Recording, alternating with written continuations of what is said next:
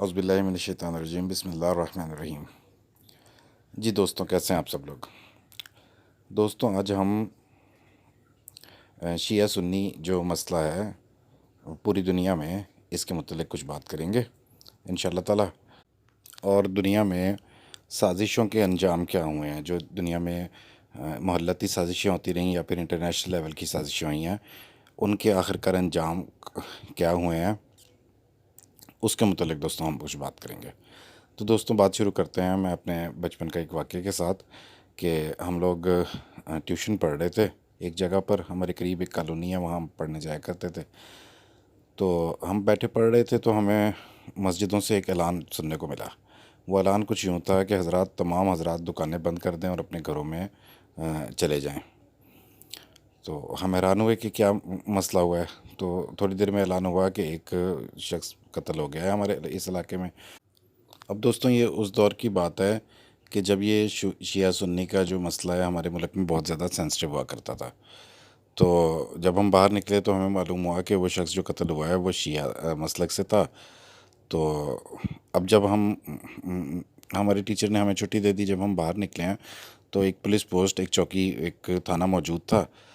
راستے میں۔ تو ہم وہاں کیا دیکھتے ہیں کہ وہاں پر آنسو گیس کی گاڑیاں، بختر بند گاڑیاں اور پھر پولیس فورس کے ٹرک جو ہیں بہت بڑی تعداد میں وہاں پر آ رہے ہیں تھانے میں۔ تو ہم حیران ہوئے کہ یہ ایک قتل کے اوپر اتنی بڑی فورس کیوں آئی ہے۔ تو بعد میں ہمیں احساس ہوا کہ یہ ایک بہت سینسٹیو مسئلہ ہے، یہاں پر کہیں علاقے والے آپس میں کوئی تصادم، کوئی بلوانا شروع ہو جائے تو اس کی روک تھام کے لیے انتظامیہ جو ہے وہ ایکٹیو ہو گئی ہے فوری طور پر، اور ہو سکتا ہے کہ کرفیو وغیرہ بھی لگانا پڑ جائے۔ تو یہ اس قدر سینسٹیو موضوع ہوا کرتا تھا۔ اس کے بعد پھر علماء کی محنت سے یہ مسئلہ کافی حد تک ختم ہوا، اور اس کے ہمیں کوئی ایسے پاکستان کے اندر شیعہ سنی فسادات کے واقعات ملنے کو نہیں ملتے ہیں۔ اللہ کا شکر ہے کہ یہ امن ہے اس معاملے کے اندر۔ تو دوستوں، حضرت یہ جو شیعوں اور سنیوں کا ایک آپس میں اختلاف ہے، اس کے متعلق بات کرنے سے پہلے ہم کچھ تاریخ کے جو سازشی ہوئی ہیں، کیونکہ یہ جو واقعہ ہے حضرت امام حسین کا اور حضرت علی کا، تو یہ بھی ایک سازشوں کے ذریعے سے وجود میں آیا ہے۔ تو ہم پہلے ان سازشوں پہ غور کرتے ہیں کہ دنیا میں سازشیں کیسے، کن کن لوگوں نے کی ہیں اور کیسے ہوتی ہیں، اور اس کے اثرات آخر کیا ہوتے ہیں۔ تو دوستوں، ہمارے اس علاقے انڈیا پاکستان کی ہسٹری ایک جیسی ہے، تو ہمیں میر جعفر کا نام نظر آتا ہے۔ بنگال میں نواب سراج الدولہ کی حکومت ختم کرنے میں جس طرح سے میر جعفر کا ہاتھ تھا کہ وہ ایسٹ انڈیا کمپنی کے ساتھ مل گیا، اور ایسٹ انڈیا کمپنی کے ساتھ مل کے آخرکار پھر ایسٹ انڈیا کمپنی نے جب بنگال میں نواب سراج الدولہ کی حکومت کو ختم کر دیا ہے تو پھر میر جعفر کو ہی حکمران بنایا۔ اور اسی طرح ٹیپو سلطان کے میر صادق کا ہمیں نام ملتا ہے کہ جس وقت ٹیپو سلطان بار بار شکست دے رہے تھے انگریزوں کو، مرہٹوں کو اور نظام دکن کے ملک والوں کو، تو تین آرمیز کو اکٹھے اکیلے ٹیپو سلطان شکست دے رہے تھے۔ تو اس کے باوجود جب اندر سازش ہوئی ہے میر صادق اور پورنیہ وزیر اعظم کی طرف سے، تو ٹیپو سلطان کی حکومت کو ختم کرنے میں بھی ان لوگوں کا محلاتی سازش کا بہت بڑا ہاتھ ہے۔ اور دوستوں، اس کا انجام آخرکار یہ ہوتا ہے کہ ایک نئی تاریخ پیدا ہوتی ہے کہ آخرکار پورا کا پورا ہندوستان جو ہے وہ یہاں سے شروع ہو کر برطانیہ کے پاس چلا جاتا ہے، برطانیہ کے غلام بن جاتا ہے پورا ہندوستان۔ تو دوستوں، ہم چلتے ہیں اسپین کی طرف۔ تو دوستوں، اسپین میں ملکہ ہم جانتے ہیں کہ کنگ ایڈورڈ نے ایک اپنے ہمسایہ ملک کی ملکہ ایزابل سے شادی کر لی تھی، تو ایک ان کی طاقت بن گئی کافی بڑی۔ تو پھر وہ غرناطہ پر حملہ آور ہوئے، لیکن غرناطہ ان کے لیے اتنا آسان بھی نہیں تھا۔ تو انہوں نے باہر بیٹھ کر ایک ایسی سازش کھیلی کہ جس کے ذریعے سے انہوں نے جو ولی عہد تھا اس کو اس کے بیٹے قبضے میں رکھ کے اپنے پاس، اور پھر اس کو باپ کے خلاف، بادشاہ کے خلاف کیا، اور پھر چچا جو تھا ان کا، اس نے بادشاہ کے ذریعے سے ہی ان کے دوسرے بیٹے کو قتل کروایا، اور پھر 3 جگہ ٹوٹ گیا، ایک بادشاہ کے پاس حکومت، ایک چچا کے پاس اور ایک اس بیٹے کے پاس۔ آخر میں جب وہ آہستہ آہستہ قابض ہوتے رہے ہیں توڑ کے غرناطہ کو، تو پھر اس کا انجام بھی آخر یہی ہوا کہ جب کنگ ایڈورڈ اور ملکہ ایزابل کو آخری بادشاہ جو اس کا بیٹا تھا ولی عہد، اس نے جب چابیاں دی ہیں، وہ خود بادشاہ بن گیا تھا، اور اس کے ساتھ ہی اسپین میں مسلمانوں کی جو شان و شوکت تھی اس کا خاتمہ ہو گیا، اور ایک نئی تاریخ پیدا ہو گئی کہ اب وہ اسپین جو ہے وہ کرسچنس کے پاس چلا گیا۔ تو اسی طرح سے دوستوں محلتی سازشیں مغلوں میں ہوتی رہیں اور ترکوں کے اندر ہوتی رہیں۔ دوستوں ہم اپنے علاقے کی ایک اور بڑی سازش کی بات کریں تو راجہ رنجیت سنگھ کی پوتی رانی سودا جس وقت لاہور کے تخت پہ بیٹھی ہے، تو جس وقت اس برطانیہ کے ساتھ رانی سودا کی جنگ ہوئی ہے، تو رانی اپنے علاقے گجرانوالہ چلی گئی اور چھپ گئی وہاں جا کر، اور پھر اس وقت بھید کھلا کہ جب رانی برطانیہ کے پورے پروٹوکول کے ساتھ، بگیوں کے ساتھ اور بینڈ باجوں والوں کے ساتھ لا کر لاہور کے تخت پہ دوبارہ بٹھائی گئی، تو پتہ لگا کہ سارا کچھ کرایا جو ہے اور پنجاب انگریزوں کو دینا، برطانیہ کو دینے میں سب سے بڑا ہاتھ جو ہے وہ رانی سودا ہی کا تھا۔ یعنی کہ بادشاہ خود بھی کسی بڑی سازش میں انوالو ہو سکتے ہیں، اور اس کے نتیجے میں پنجاب بھی جو کہ آزاد تھا، اور بلکہ صلح تھی رانی سودا کی انگریزوں کے ساتھ پہلے، تو پنجاب بھی غلام بن گیا، جو ہندوستان کا جو آخری ملک بچا تھا۔ تو دوستوں یہ سازشیں کس قدر خطرناک ہو سکتی ہیں، اس کی ایک مثال ہم یہودیوں کے اسرائیل کو حاصل کرنے سے دیکھتے ہیں۔ تو جو بیٹن فورڈ ایگریمنٹ ہے، تو یہ ایک خفیہ ایگریمنٹ ہوا ہے برطانیہ کے ساتھ کہ یہ زمین جو ہے یہ ہماری مقدس زمین ہے۔ ہمارے نبی حضرت موسیٰ جو ہیں وہ ہماری قوم کو لے کر فرعونوں سے نکلے تھے، اور انہوں نے آ کر یہاں پر فلسطین میں قیام کیا تھا، تو یہ ہماری مقدس زمین ہے، یہاں پر ہمارے انبیاء آئے ہیں، حضرت داؤد آئے ہیں، حضرت سلیمان آئے ہیں، تو ہم نے تو اس جگہ کو، ہمیں یہ جگہ پر جا کر رہنا ہے، پوری قوم نے ہمارا ملک یہاں پر بنا دیا۔ تو برطانیہ کے ساتھ یہ ایگریمنٹ تھا، اور بہت بعد میں دنیا کو پتہ لگا اس کا، اور اس کا نتیجہ اس سازش کا یہ ہوا ہے، وہ پوری دنیا کے یہودیوں نے پیسہ اکٹھا کیا، زمین خریدنا شروع کی فلسطین کی، اس کے بعد پھر وہاں آ کے بسنا شروع کیا، اور پھر اس کا انجام آخرکار پھر اس کے بعد انہوں نے فوجی طاقت حاصل کی، اور اس کا انجام خلیج کی جنگ کے اوپر ہوا، اور پھر تاریخ یہ ہوئی کہ اقوام متحدہ نے بھی ان کی حمایت کی، اور اس کے نتیجے میں اسرائیل کا قیام ہو گیا۔ تو یہ ایک انٹرنیشنل سازش تھی جو اتنا بڑا امپیکٹ ڈالتی ہے دنیا کے نقشے پر، کہ وہ جگہ جس کو حضرت عمر فاروق نے عیسائیوں کے ساتھ ایگریمنٹ کیا تھا کہ یہاں پہ یہودی نہیں بسنے دیں گے، انہی عیسائیوں نے یہودیوں کو وہاں پر لا کر بسایا، اور اس سازش کا نتیجہ یہ ہوا کہ آج تک غزہ میں کبھی امن نہیں ہوا ہے، مسلمان اور یہودیوں کی وہاں پر جنگ مسلسل ہر وقت جاری ہے۔ تو دوستوں حضرت امام حسین کا واقعہ جو ہے یہ ایک بہت بڑی سازش کے نتیجے میں ہوا، اور اس کی شروعات ہوتی ہے حضرت عثمان کے شہید ہونے کے ساتھ، وہ بھی اسی کی ایک شاخ ہے۔ اب اگر ہم پہلے دو خلفاء کی بات کریں تو وہ نہ ہی بنو عباس میں سے تھے اور نہ ہی بنو امیہ میں سے تھے، تو منافقین کو موقع نہیں مل سکا کہ وہ کوئی ایسی بات کریں کہ بھی تمہاری دیکھو ان میں سے خلیفہ ہو گیا، یا کیونکہ ان کی آپس میں چپکلش چلتی رہتی تھی حضور کے دور سے پہلے سے بھی۔ اب جب حضرت عثمان بنو امیہ سے آئے ہیں تو موقع مل گیا ان کو یہ ہوا دینے کا کہ بھی دیکھو ان کو بنو امیہ میں سے خلیفہ بنا دیا ہے، اور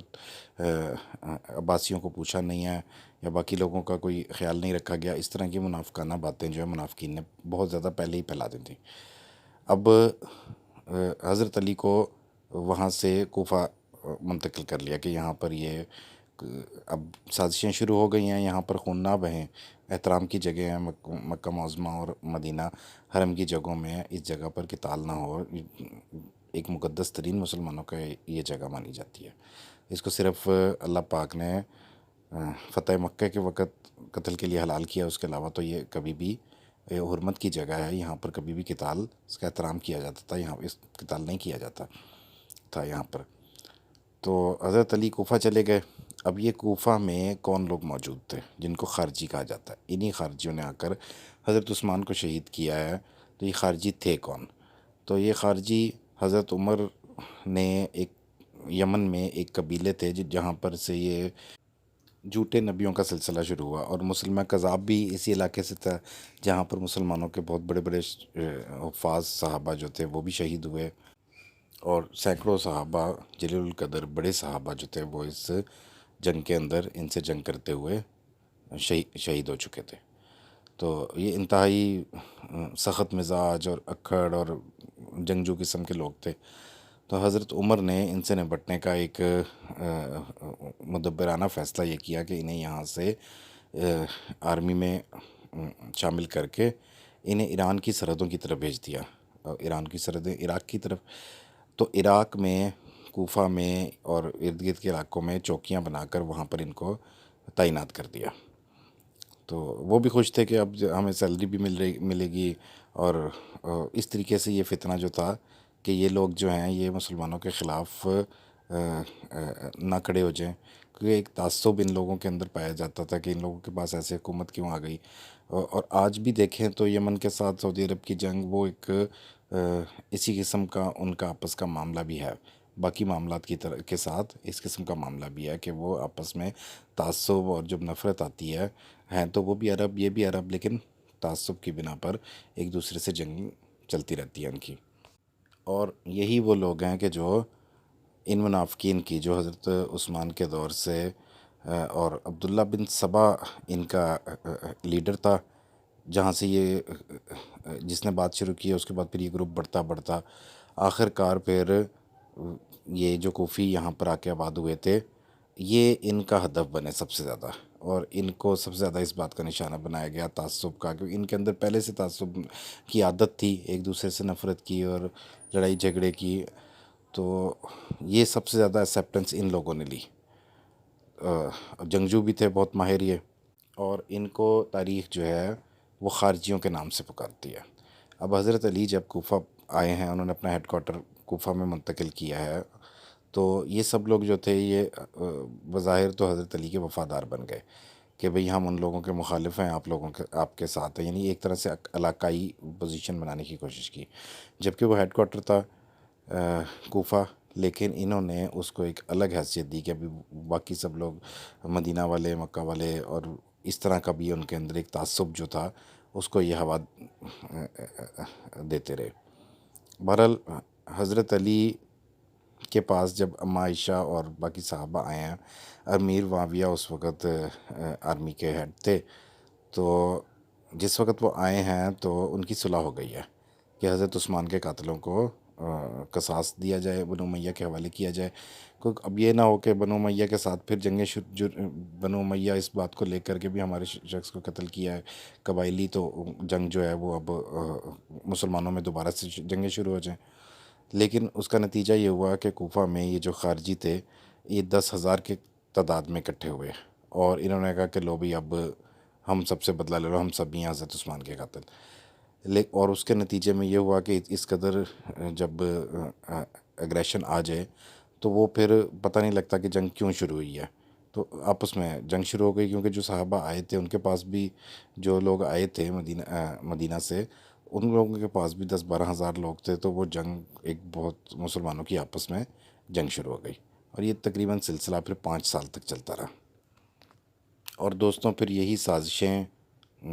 کوفیوں کی، خارجیوں کی، یہی سب سازشیں اور جھوٹ جو ہیں یہ حضرت علی رضی اللہ تعالیٰ عنہ کی شہادت کا باعث بنے۔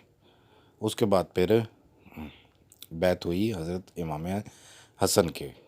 ہاتھ پر، اور 6 ماہ تک حضرت امام حسین خلیفہ رہے۔ لیکن اب ان کا معاملہ کیونکہ حضرت علی کی حضرت امیر معاویہ کے ساتھ جنگ تھی، ابھی وہ مسئلہ وہیں موجود تھا، تو حضرت حسن نے خلافت چھوڑ دی، اور خلافت جو ہے وہ ایک ایگریمنٹ کے تحت حضرت امیر معاویہ کو دے دی۔ تو یہ 20 سال کا ایگریمنٹ تھا کہ 20 سال کے بعد پھر وہ شورا کے پاس آئے گی کہ جو کمیٹی حضرت علی نے بنائی تھی یا جو موجودہ کمیٹی ہوگی وہ فیصلہ کرے گی کہ کون خلیفہ بنے گا۔ اب یہ ایک بہت اہم پوائنٹ ہے کہ وہ کمیٹی ہمیشہ بنایا کرتی تھی، جیسے کہ پہلے عشرہ مبشرہ فیصلہ کیا کرتے تھے، اس کے بعد پھر جو بھی ان میں شامل جلیل القدر صحابہ تھے یا بڑے لوگ، وہ کمیٹی جو خلیفہ نامزد کرتے تھے وہ وہ اور وہی لوگ جو ہیں وہ خلیفہ کو انتخاب کیا کرتے تھے۔ اب حضرت حسن جب پیچھے ہٹ گئے اور امیر معاویہ کے پاس رضی اللہ تعالیٰ عنہ کے پاس خلافت چلی گئی، تو پھر دوستوں ان کے ساتھ بھی یہی سازشوں والا معاملہ رہا، اور پھر جب 13 سال کے بعد ان کو علالت ہوئی، کربل موت ہوئے، تو انہی سازشوں کے نتیجے میں دلائل کے ذریعے سے قائل کیا گیا کہ آپ اپنے بیٹے کو، کسی کو امام تو ہونا چاہیے، تو اپنے بیٹے کو حکومت دے دیں تاکہ یہ کوئی مسئلہ نہ ہو کہ بھی اگر بغیر اس کے امیر کے تو ملک بکھر سکتا ہے، قوم بکھر سکتی ہے، تو نقصان ہو سکتا ہے مسلمانوں کا۔ تو اس کے اوپر حضرت امیر معاویہ نے نامزد کر دیا یزید، اپنے بیٹے یزید کو، اور آخر کار حضرت امیر معاویہ رضی اللہ تعالیٰ عنہ کے بعد ان کے بیٹے کے پاس خلافت چلی گئی۔ اس میں سے مدینہ میں حضرت امام حسین اور جو بڑے کمیٹی کے صحابہ تھے دو، انہوں نے بیعت سے انکار کر دیا تھا واضح طور پر۔ اب دوستوں باقی کا سارا واقعہ آپ لوگ جانتے ہیں کہ کس طرح سے حضرت امام حسین مدینہ سے چلے ہیں اور کوفہ کی طرف، اور پھر کوفیوں نے بغاوت کی ابن سعد کے خوف سے، جو گورنر یزید کا تھا وہاں پر بنایا گیا۔ تو یہ سارا واقعہ تو سب لوگ کئی بار سن چکے ہیں کہ پھر جو ظلم کی داستان وہاں پر ہوئی، اور اسلام کے تاریخ میں ایک انتہائی افسوسناک واقعہ جو ہے، جو ہر سال ہم 10 محرم کو اس کو یاد کرتے ہیں کہ آل رسول کے ساتھ یہ معاملہ ہوا ہے، تو ہمارے لیے مسلمانوں کے لیے، تمام دنیا کے مسلمانوں کے لیے انتہائی تکلیف کا باعث بنتا ہے کہ انہیں شہید کیا گیا، اور انتہائی ظالمانہ طریقے سے بھوکا پیاسا رکھ کر ان کو شہید کیا گیا۔ اب دوستوں حضرت امام حسین نے کوئی آرمی اپنے ساتھ نہیں لی ہے، کوئی فوج لے کر کوئی تیاری کے ساتھ نہیں ہے، بلکہ وہ اپنے خاندان والوں کے ساتھ کوفہ کی طرف جا رہے ہیں، کیونکہ کوفہ والوں نے انہیں بلایا تھا خطوط بھیج کر کہ ہم سب لوگ آپ کے ساتھ مل کر شام جائیں گے، اور پھر شام میں خلیفہ یعنی یزید سے بات کریں گے۔ اب یہاں پہ حضرت امام حسین کو اطلاع ملتی ہے کہ کوفہ والے تو پھر گئے ہیں، اور کوفہ والوں نے اپنا وعدہ پورا نہیں کیا ہے، وہ تو آپ کے خلاف ہو گئے ہیں، اور جس شخص کو آپ نے ابن زیاد گورنر کوفہ سے بات چیت کرنے کے لیے بھیجا تھا کہ ہم لوگ آ رہے ہیں، ہماری بات کروائی جائے یزید کے ساتھ، تو ہم اس ایگریمنٹ کے متعلق بات کریں گے کہ ایک نظام جو اسلام کا نظام ہے وہ تو ایک شورا کا نظام ہے، تو یہ ولی عہدی کا نظام تو نہیں ہے، اس کے متعلق ہم نے بات کرنی ہے، اور اسلام کے مخالف کوئی چیز ہو گئی ہے مملکت کے اندر، تو ایک تو مسلمان ہونے کی حیثیت سے، سردار ہونے کی حیثیت سے، اور دوسرا نواسہ رسول ہونے کے، حضور کے خاندان سے ہونے کی نسبت سے، تو ہمارے لیے تو یہ قابل قبول نہیں ہے کہ اسلام کے اندر کسی نئی چیز کو داخل کیا جائے، ولی عہدی تو ممکن نہیں ہے، اور پھر کیا قیامت تک کے لیے ولی عہدی کو جائز کی ہو جائے گی اگر امام حسین اس کو بیعت کر لیتے ہیں، تو ہم تو ہرگز بیعت نہیں کریں گے۔ ہم تو آپ کو واضح کرنا چاہتے ہیں کہ بھی اگر آپ نے خلافت کرنی ہے تو پھر اسی طریقے کے اوپر آپ خلیفہ کے کینڈیڈیٹ بنیں، تو یہ بات تو ہم نے کرنی ہے۔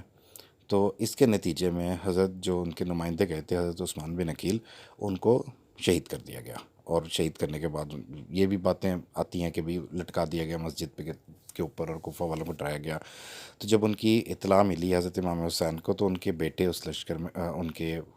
خاندان والوں کے ساتھ موجود تھے، تو انہوں نے کہا جی کہ یہ تو اب ہم قصاص لیں گے، ان کو شہید بلا وجہ کر دیا گیا ہے۔ تو اس بنا پر حضرت امام حسین نے کربلا میں اپنے خیمے نصب کروائے کہ اب ان سے بات کریں گے قصاص کے لیے۔ اب ایک نیا مسئلہ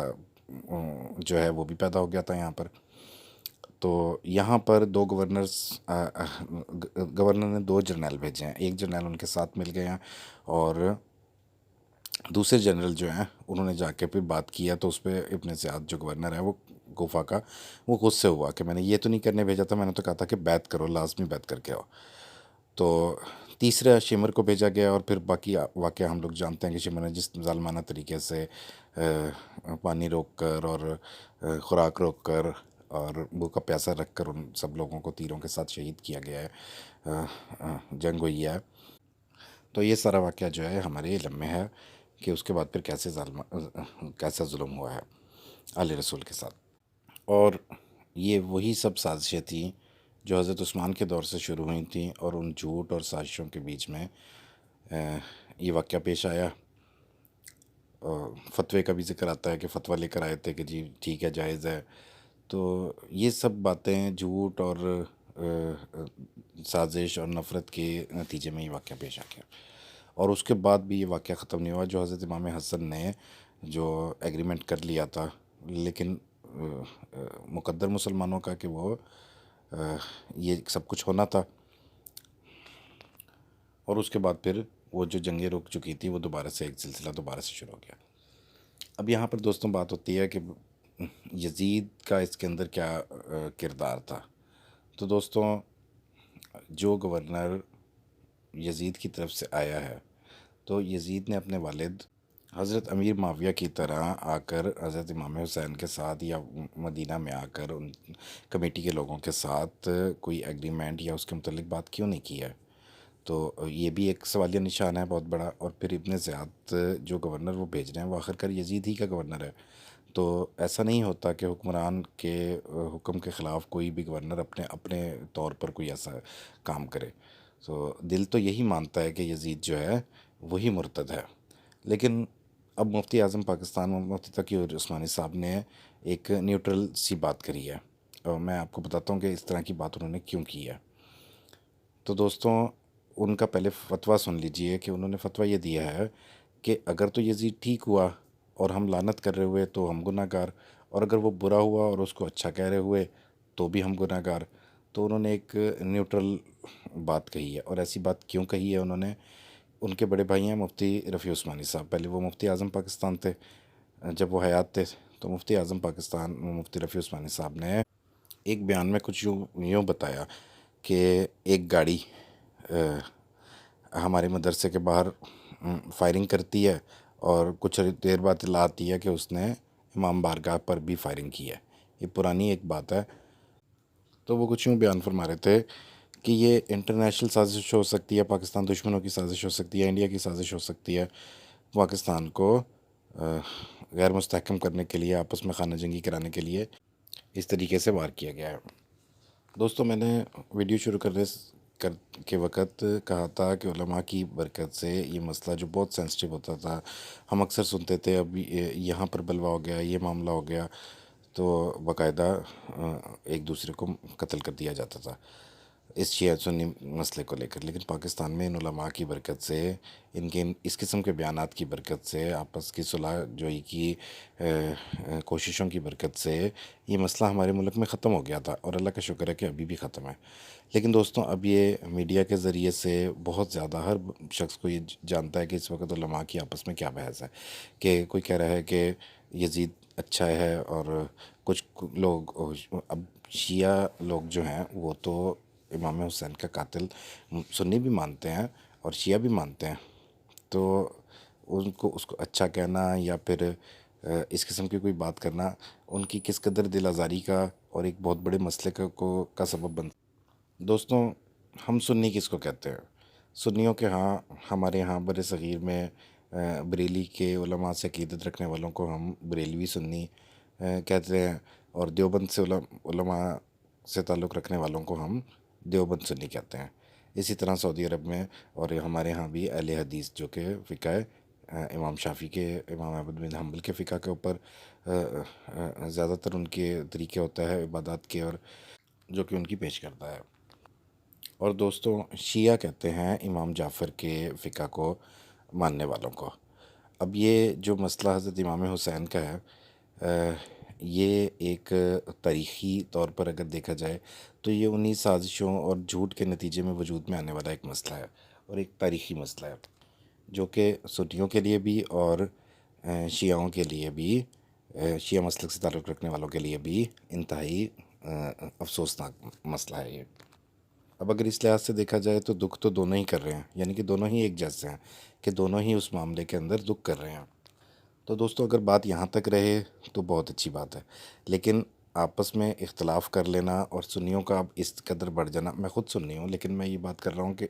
کسی کی دل آزاری کیوں کی جا رہی ہے کہ اتنا آگے بڑھ جانا کہ اب یزید کو بھی اچھا کہنے کے اوپر آ گئے ہیں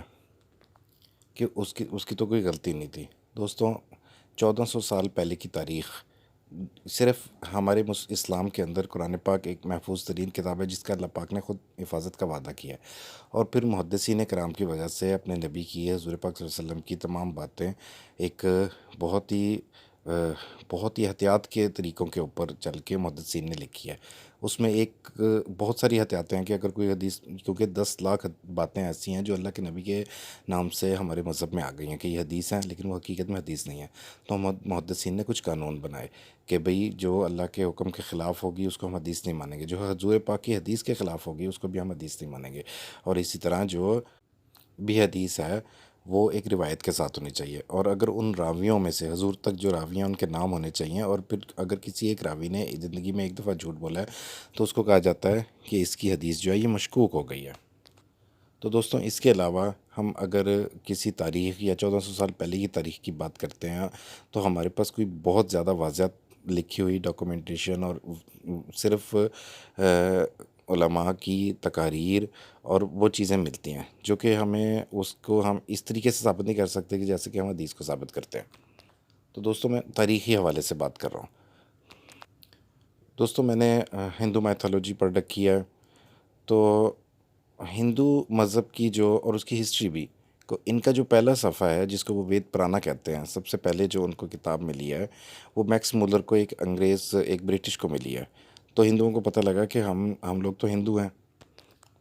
اور جو اس کتاب میں لکھا ہے یہ ہمارا پرانا مذہب ہے، چلو اس کو اختیار کرتے ہیں۔ دوستوں میں یہاں یہ بات کرنا چاہوں گا کہ یہ کتاب بلکہ میکس مولر نے تو یہ تک کہا کہ یہ جین اوستا یعنی کہ جو ایرانی مذہب کی کتاب ہے اس سے میچ کرتی ہے، لیکن بہرحال انہوں نے، ہندوؤں نے اس کو وید پرانا کے نام سے اس کو رائج کیا کہ یہ ہماری وید ہے، اور جس وقت وہ وید ملی ہے وہ 70,000 شلوک پہ تھی، یعنی کہ 70,000 آیتیں کہہ لیجئے۔ تو اس وقت جو وید پرانا ہے، جو بعد میں بھی ویدیں آئی ہیں، تو تقریباً 1.5 لاکھ، کسی میں 1.25 لاکھ شلوک اس کے اندر پائے جاتے ہیں، یعنی کہ اب یہ 70-80 ہزار الفاظ جو ہیں یہ مزید کہاں سے کس نے لکھ دیے؟ تو وہ مذہب جو ہے وہ بڑھتا جا رہا ہے، ہر کوئی اپنے حساب سے اس کو لکھتا ہے، اور مزید مزید واقعات اس کے اندر، مزیدار قسم کے چٹخارے دار واقعات جو ہیں اس میں شامل کیے جاتے ہیں۔ تو دوستوں یہ ہر جگہ ہوتا ہے، اور ہمارے ہاں بدقسمتی یہ ہے کہ ہمارے ہاں بھی یہ چیز رائج ہے کہ کوئی بھی خطیب، کوئی بھی جو شخص ہے وہ سنی سنائی بات کو اس طریقے سے بیان کرتا ہے کہ جیسے یہ بہت اتھینٹک بات ہے، ہم اس کو، اس کی سند نہیں لا سکتے ہیں۔ تو مثال کے طور پر بھی کچھ عرصہ پہلے ایک بیان کچھ یوں سن رہا میں کہ جب ان کی والدہ حضرت عباس کی جو سب سے چھوٹے بیٹے تھے حضرت امام حسین کے، ان کی والدہ کو بچے کو دیا گیا شہادت کی حالت میں، تو انہوں نے اٹھا کے پھینکا ان کو، ان کی طرف، لشکر کی طرف، یزید کے لشکر کی طرف، اور کہا کہ ہم دی ہوئی چیز واپس نہیں لیتے۔ اب اس ایک ماں، یعنی اس بات کو ہم کیسے یقین کر سکتے ہیں کہ ایک ماں جو ہے وہ اپنے بچے کو کی لاش کی بے حرمتی کر رہی ہے؟ تو اس قسم کی باتیں کریٹ ہوتی رہتی ہیں، بہت ساری باتیں کریٹ ہو جاتی ہیں۔ اب ایک بات ڈاکومنٹیشن کی ہے کہ حضرت امام حسین اپنے ساتھ مدینہ سے ڈاکومنٹیشن لے کے چلے، اب انہوں نے کس کو دکھانے تھے؟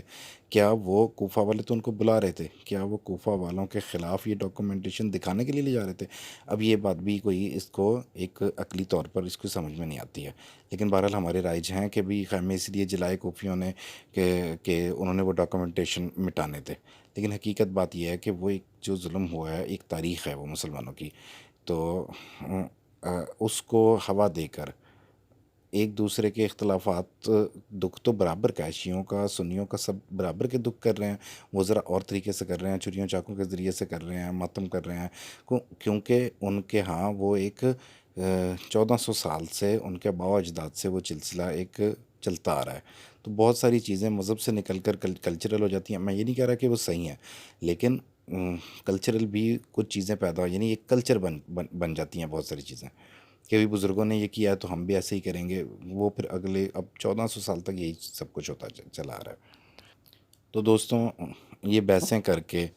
کہ یزید اچھا تھا یا برا تھا، ہم کس کی دل آزاری کر رہے ہیں؟ اصل میں یہ ہم اپنا نقصان کر رہے ہیں، جس کی ہمیں ضرورت نہیں۔ مسلمانوں کو عمل کی ضرورت ہے کہ اللہ کے نبی نے ہمیں یہ سکھایا ہے کہ ہم اس قسم کے مسائل اور اختلافی مسائل کے ذریعے سے اپنے آپ کو پلیزڈ کریں، اپنے آپ مزہ لیں اس کے ذریعے سے، دیکھو انسان کا نفس ہے وہ ان چیزوں سے، لڑائی جھگڑے کی چیزوں سے خوش ہوتا ہے، تو کیا ہم صرف اپنے آپ کو خوش کرنا چاہتے ہیں؟ جبکہ دکھ میں وہ بھی برابر کے شریک ہیں، ہم بھی برابر کے شریک ہیں. تو ہم اپنی بزرگوں کی باتوں کو کیوں نہیں یاد رکھتے کہ وہ ہمارے بزرگوں نے کہا ہے کہ اپنے مسلک کو آپ چھوڑو نہیں اور دوسرے کو چھیڑو نہیں، تو دوسرے کی دل آزاری نہ کرو. اور جو لوگ صحابہ کرام کو اور صحابہ کرام کے بیٹوں کو جو یزید کے ساتھ تھے یا نہیں تھے، یا حضرت امام حسین کے ساتھ تھے، ان لوگوں کو برا کہہ رہے ہیں، تو وہ کتنا بڑا گناہ کر رہے ہیں. کہ اگر غیبت ایک دو بندوں کے ساتھ کی جائے وہ اور بات ہے، پوری پوری دنیا کے ساتھ وہ ان کی غیبت 1400 سال پرانے ان بزرگ لوگوں کی، بڑوں کی، جو ہمارے اولین لوگ ہیں. حدیث پاک کا مفہوم ہے کہ سب سے اچھے لوگ جو ہیں وہ میرے دور کے لوگ، اس کے بعد دوسرے دور کے سب سے اچھے، تیسرے دور کے اس سے اچھے. ہم لوگ پتہ نہیں کون سے 100 درجے نیچے کے بعد والے لوگ ہیں، اور ہم ان لوگوں کے دوسرے تیسرے درجے لوگوں کے بارے میں کیا ہماری یہ اوقات ہے؟ اور پھر ہم غیبتیں کر رہے ہیں ان کی، اور ہم اپنے نامہ اعمال میں گناہ لکھوائے جا رہے ہیں اتنے بڑے بڑے لوگوں کی غیبتیں کر کے. آخر ہمیں اس کی ضرورت کیا ہے کہ ہم ان مسائل کو چھیڑیں؟ کیا ہم اپنے آپ کو اتنا عالم اور اتنا عقلمند اور اتنا ہسٹری کے ماہر ہم سمجھتے ہیں کہ ابھی سب کچھ ہمیں ہی پتہ ہے، تو ہماری کہی ہوئی بات صحیح ہے، جبکہ ہم اس کو ثابت بھی نہیں کر سکتے ہیں؟ حدیث کی طرح کیا کسی بھی واقعے کو ثابت کیا جا سکتا ہے؟ تو تاریخ سے ہی ہمیں یہ سب باتیں ملتی ہیں، لیکن یہ چیزیں لکھنا اس طرح کی جو جس کو عقلی دلیل ہی تسلیم نہ کرے، کہ نیزوں کے اوپر سر لے کر جا رہے ہیں نواسہ رسول کے. کیا اس وقت کے مسلمانوں میں یہ رواج تھا؟ کیا وہ منگول تھے کہ وہ سروں کے مینار بنا رہے ہیں اور وہ نیزوں کے اوپر سر رکھ کر لے کے جا رہے ہیں؟ تو یہ باتیں کہاں سے آئی ہیں؟ اور پھر اب سنیت کے اندر اتنا آگے چلے جانا کہ یزید کو اچھا کہنا، اور دل آزاری، کیا صرف ہم دل آزاری کرنے کے لیے یہ بات ہم نے نکالی ہے؟ تو کیا ہم پاکستان کو لبنان بنانا چاہتے ہیں؟ پوری دنیا میں جس طرح سے شیعہ سنی ایک نفرت موجود ہے اور باقاعدہ جنگیں موجود ہیں، تو پاکستان میں تو ابھی تک امن ہے بہت زیادہ. سعودی عرب کا بہت بڑا اختلاف جو ہے عربوں اور ایران کے ساتھ، کتنا بڑا اختلاف ہے اس مسئلے کو لے کے. ایک مرتبہ میں اپنے والد صاحب کے ساتھ عراق جب امریکہ نے فتح کیا ہے، تو میں خبریں دیکھ رہا، تو وہ بڑے افسوس سے کہہ رہے ہیں کہ یہ دیکھو یہ کیا کیا ہے انہوں نے، فوج کے اندر شیعہ پولیس والے بھرتی کر دیے ہیں، اور وہ چن چن کے سنیوں کو مارے جا رہے ہیں. تو حکومت صدام حسین کی سنیوں کی حکومت تھی. اگر ہم لبنان کو دیکھیں تو وہاں تو ہر روز کے بلوے ہیں، ان کے علاقے علیحدہ، ان کی کالونیاں علیحدہ، تو ایک دوسرے کو کافر کافر کہنے کا ان کا ایک عام رواج. اور پھر جتنے قتل و غارت شیعہ سنی بات کو لے کر ہوتے ہیں، تو نمبر 1 پہ یہ تو لبنان اور ان کا شہری دمشق وغیرہ ہی آتے ہیں. تو دوستوں، اللہ کا بڑا شکر ہے کہ اللہ تعالیٰ نے ہمیں اس فتنے سے نجات دے دی. ہمارے علماء کی برکت ہے، ہمارے بزرگوں کی برکت ہے کہ انہوں نے اتنی محنت کی، آپس میں محبتیں پیدا کی ہیں. ایک جگہ پر رہتے ہیں، ہمارے ساتھ کرسچنز بھی رہتے ہیں، ہمارے ساتھ اور بھی مذاہب والے رہتے ہیں، مجوسی بھی رہتے ہیں، ہندو بھی رہتے ہیں. تو ہم سب کلمہ گو مسلمان ہو کے، ٹھیک ہے مسلک الگ ہیں، تو اس کا مطلب یہ نہیں ہے کہ ہم ایک دوسرے کی دل آزاری کریں. ہمیں کرسچنز کی بھی دل آزاری نہیں کرنی چاہیے، اور بجائے اس کے کہ ہم کلمہ گو مسلمانوں کو، شیعت کو، ان کو متاع کے مسئلوں کو لے کے زانی کہیں. اور کیا یہ لبنان کی کنڈیشن اب ہمارے ہاں شروع نہیں ہوتی جا رہی کہ ہمارے ہاں یہ کہا جاتا ہے کہ جس جگہ جھنڈا لگا ہو شیعوں کا وہاں پر گھر نہیں لینا، کہ کسی بھی ٹائم بھی کوئی بلوا ہوگا اور ہم اس مسئلے میں پھنس جائیں گے. تو یہ سب کچھ تو لبنان میں آلریڈی موجود ہے کہ ان کے علاقے علیحدہ ہیں، شیعہ علیحدہ رہتے ہیں، ہم سنی علیحدہ رہتے ہیں، اور پھر جو ان کی آپس میں مار کٹائی اور جنگیں چلتی ہیں یہ پوری دنیا جانتی ہے. اللہ تعالیٰ ہماری قوم کی حفاظت کرے. ہمیں ایک ساتھ ہو کے رہنا چاہیے دوستوں. ہمیں عیسائیوں کو بھی پاکستانی سمجھنا چاہیے، ہندو جو یہاں پر رہتے ہیں ان کو بھی پاکستانی سمجھنا چاہیے، اور وہ جانثار ہیں پاکستان کے. تو ہمیں آپس میں مسلکی اس قدر زیادہ تنازع کہ ہم اتنے شدید ہو جائیں کہ ہم یزید کو اچھا صرف اس اور صرف جو بھی کہہ رہے ہیں وہ صرف اور صرف شیعوں کو دل آزاری کرنے کے لیے اور ایک نئی جنگ شروع کرنے کے لیے اور پاکستان کو غیر مستحکم کرنے کے لیے یہ کر رہے ہیں. دوستو، اللہ پاک سے دعا ہے کہ اللہ پاک ہماری حفاظت فرمائے.